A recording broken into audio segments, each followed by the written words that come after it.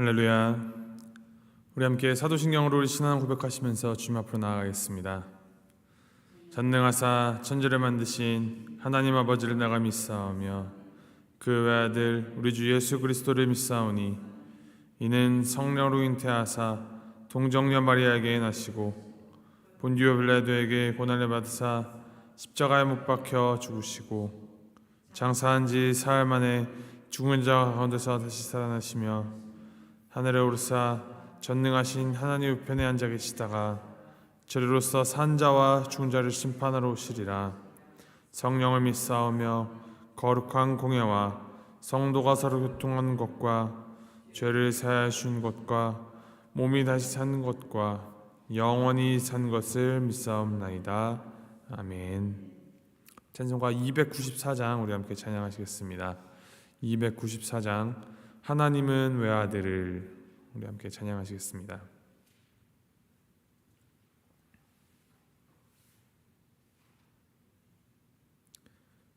함께 찬양하시겠습니다. 하나님은 외아들을 주시는 데까지 세상 사람 사랑하니 참 사랑이로다. 하나님은 사랑이라 죄악에 빠졌던 우리까지 사랑하니 참 사랑 아닌가. 하나님을 배반하고 멀리 떠난 우리 원수같이 대적하나 사랑하여 주네. 하나님은 사랑이라 죄악에 빠졌던 우리까지 사랑하니 참 사랑 아닌가. 세상 죄를 사하시려 우리 죽을 대신 성자 예수 십자가에 고난 받으셨네. 하나님은 사랑이라 죄악에 빠졌던 우리까지 사랑하니 참 사랑 아닌가. 이 사랑에 감사하여 곧 주께 나오라. 고난 영혼 주께 맡겨 구원을 얻으라. 하나님은 사랑이라 죄악에 빠졌던 우리까지 사랑하니 참 사랑 아닌가. 아멘. 하나님께서 오늘 우리에게 주신 말씀 사도행전 28장 11절부터 22절까지 말씀입니다. 사도행전 28장 11절에서부터 22절까지 말씀 우리 함께 교독하시겠습니다. 사도행전 28장 11절에서부터 22절까지 말씀. 자, 11절 말씀 먼저 읽겠습니다. 석 달 후에 우리가 그 섬에서 겨울을 난 알렉산드리아 배를 타고 떠나니 그 배의 머리 장식은 디오스구로라. 거기서 둘러가서 레기온에 이르러 하루를 지낸 후 남풍이 일어나므로 이튿날 보디올에 이르러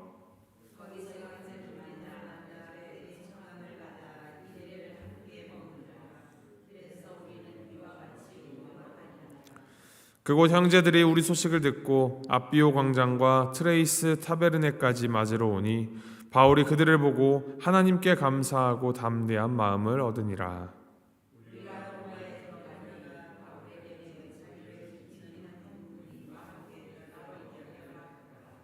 사흘 후에 바울이 유대인 중 높은 사람들을 청하여 그들이 모인 후에 이르되 여러분 형제들아, 내가 이스라엘 백성이나 우리 조상의 관습을 배척한 일이 없는데 예루살렘에서 로마인의 손에 죄수로 내준 바 되었으니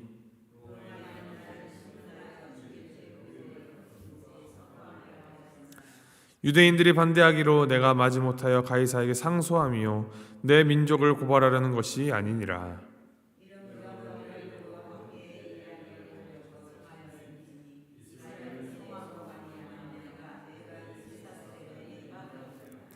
그들이 이르되 우리가 유대에서 내게 대한 편지도 받은 일이 없고 또 형제 중 누가 와서 내게 대하여 좋지 못한 것을 전하든지 이야기한 일도 없느니라. 이에 우리가 너의 사상이 어떠한가 듣고자 하니 이 파에 대하여는 어디서든지 반대를 받는 줄 알기 때문이라 하더라. 아멘. 사도 바울과 그 일행은 멜리데 섬에서 3개월 동안 겨울을 보내고 이제 알렉산드리아에서 출항한 배를 타고 이제 로마, 이탈리아로 출항하였습니다. 이 사도행전을 기록한 누가는 그들이 탄 배의 머리 장식이 디아스구로, 즉 그리스 로마 신화의 쌍둥이 아들임을 밝히는데 이러한 세부적인 묘사를 통하여서 당시의 시대적 배경을 알려주는 동시에 이들이 탄 배가 이전에 난파되었던 배와는 다른 배였다라는 것을 밝혀주고 있습니다. 이제 그들이 시칠리아 섬의 수라구사 항에 정박하여서 사흘을 지낸 다음에 이제 이탈리아 반도 남단에 있는 레기온 항구에 이릅니다. 거기서 다시 또 남풍을 타고 올라가서 보디올 항구에 다다릅니다. 이제 머릿속에 지금의 이탈리아 반도를 한번 떠올려 보신다면 보디올은 로마의 남쪽으로 약 한 120마일 정도 떨어져 있는 항구인데 이것은 곧 바닷길은 이제 끝났고 걸어서 육로로 로마로 갈 수 있음을 알려주는 것입니다. 120마일 정도의 길은 이제 건강한 사람이라면 약 5일 정도를 열심히 걸어가면 로마에 도착할 수 있는 거리입니다. 14절 말씀에 이렇게 기록합니다. 이제 거기서 형제들을 만나 그들의 청함을 받아 이레를 함께 머무니라. 그래서 우리는 이와 같이 로마로 가니라. 보디올에서 사도 바울 일행은 믿음의 형제들을 만났습니다. 그들의 집에서 그리고 7일을 머물렀습니다. 사실 죄수였던 바울이 이렇게 비교적 자유롭게 일정을 보낸 것은 그 호송을 담당하던 백부장이 바울을 그렇게 중한 죄인 취급하지 않았다는 것을 보여줍니다. 그도 그럴 것이 바울은 로마 시민권자였고 그 일정 가운데 바울을 통하여서 보이신 이 하나님의 기적과 은혜로 바울에게 백부장이 어느 정도 자유를 허락하여 준 것으로 보입니다. 이러한 작은 부분에까지 하나님께서는 은혜를 허락하시어서 로마까지 이르는 이 호송길 중에도 바울과 주님을 믿고 있었던 형제들 간의 이 교제를 허락하여 주셨습니다. 모르긴 몰라도 이 믿음의 형제들과 함께하는 이 7일간의 시간이 바울에게는 정말로 큰 위로와 격려가 되고 그리고 재충전의 시간이 되었을 것입니다. 형제들과의 이 7일간 교제 이후에 바울 일행은 이제 로마로 향합니다.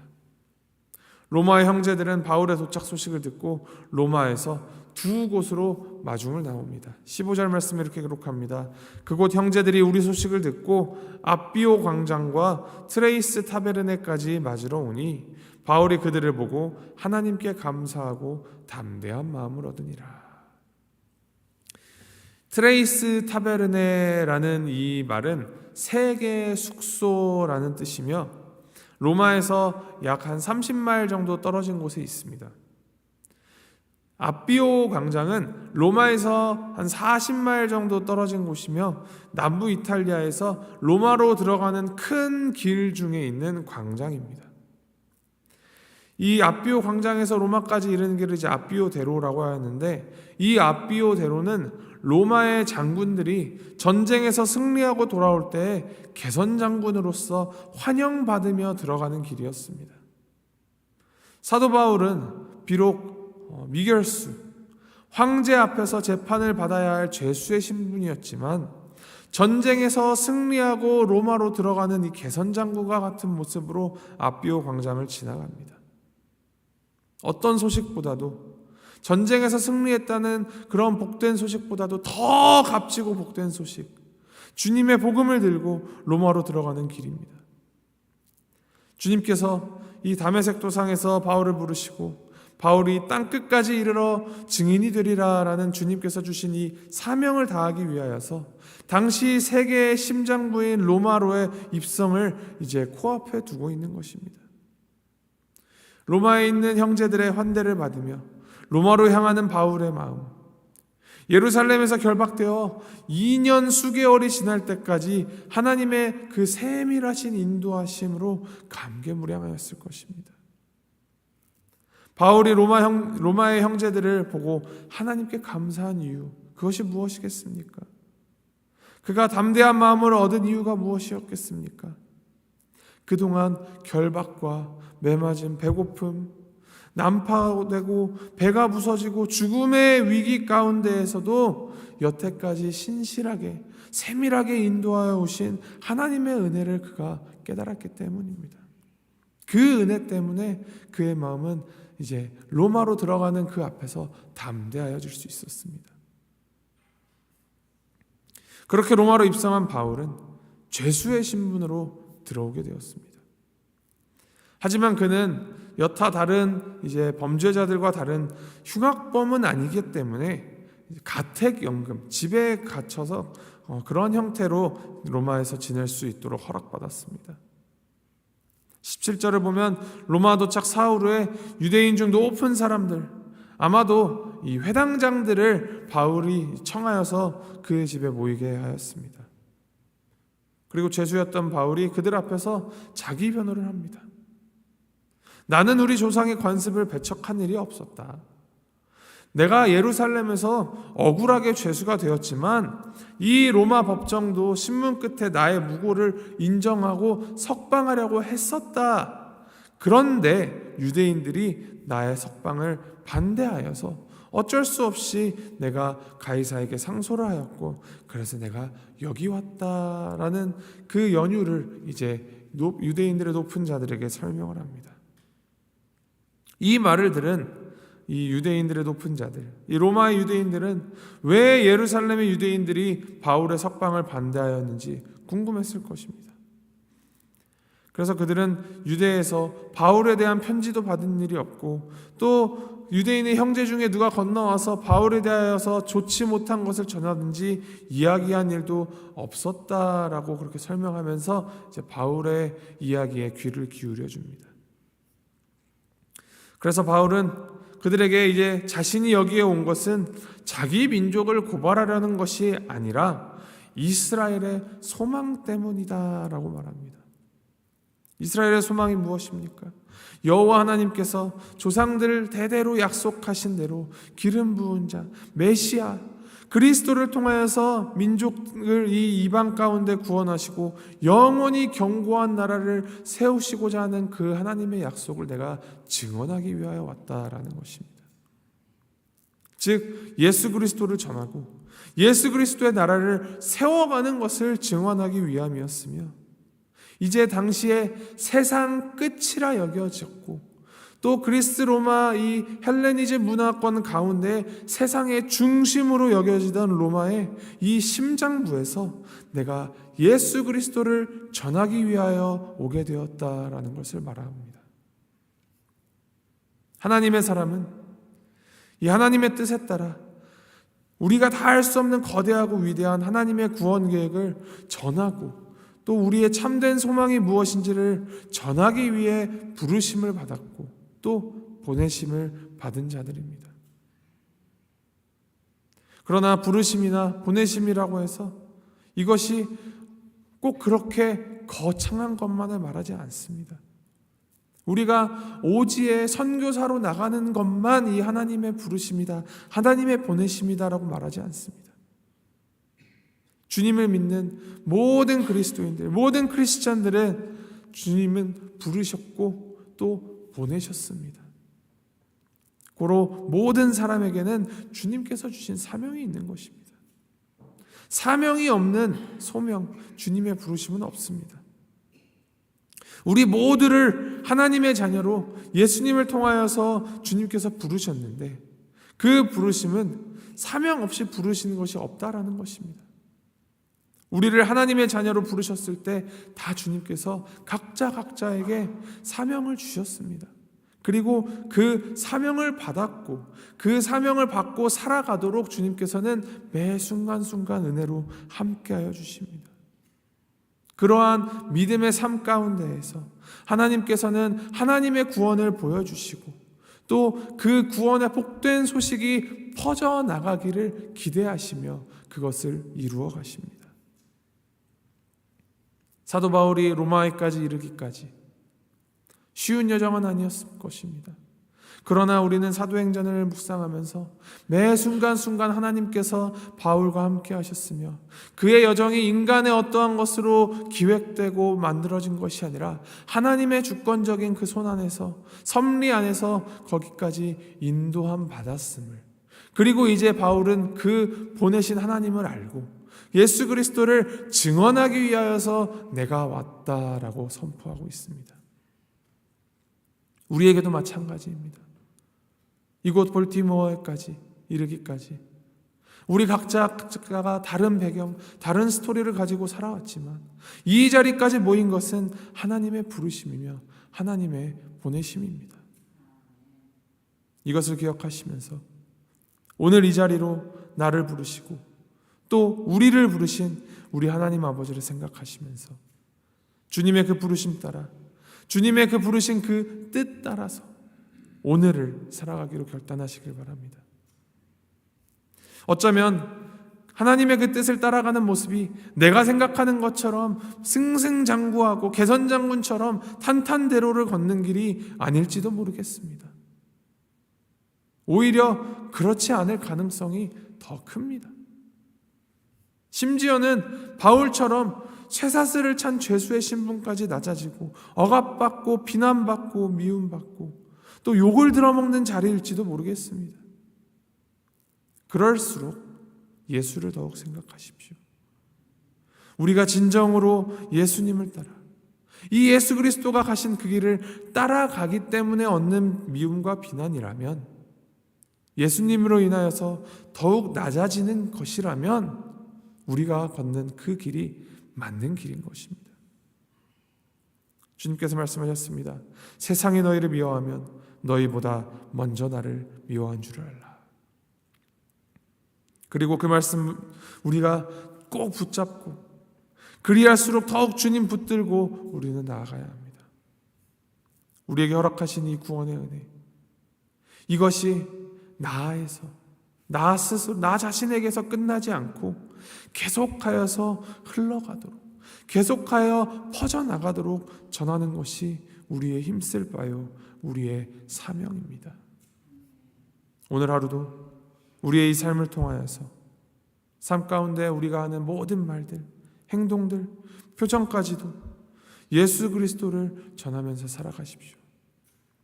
주님께서 먼저 가신 그 길 따라서 그 가신 걸음에 내 걸음을 맞추어서 오늘의 사명을 다하며 살아가는 우리 모두가 되기를 주님의 이름으로 소망하고 축복합니다.